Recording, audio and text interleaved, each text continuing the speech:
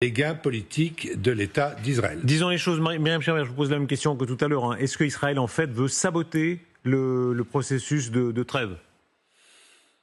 Non, puisqu'il s'agit de deux choses différentes. Le cessez-le-feu avec l'Iran, c'est pas le cessez-le-feu avec le Liban, et c'est ce que le Premier ministre a dit depuis hier. C'est-à-dire que, par définition, même si certains sur le plateau considèrent que c'est normal que le Hezbollah vole au secours de la République des Mollahs, Israël considère que c'est pas normal. Israël n'a pas de conflit territorial avec le Liban. Israël est en paix avec la Jordanie. Israël est en paix avec l'Égypte. Ça fait près de 50 ans qu'on a la paix avec l'Égypte, 30 ans qu'on a la paix avec la Jordanie. Ces frontières-là sont calmes parce qu'elles sont maîtrisées par les pays limitrophes. Il y a la paix, il y a la prospérité économique avec beaucoup d'avantages, notamment en termes d'accords sur des ressources énergétiques et des matières premières. Ça pourrait tout à fait être le cas du Liban.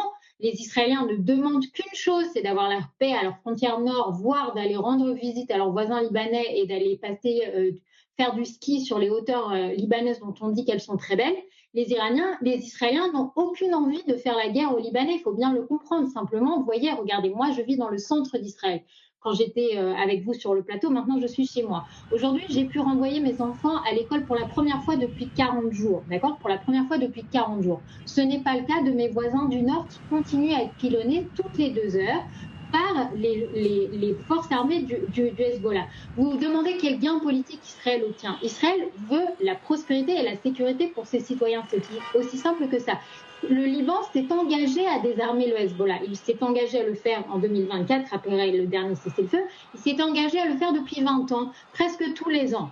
Au final, le résultat, on le voit devant nous.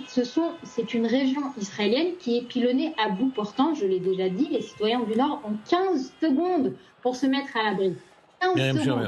On reviendra, merci beaucoup à ces bombardements. Un mot simplement sur l'effet réel de ces éliminations, quand on rappelle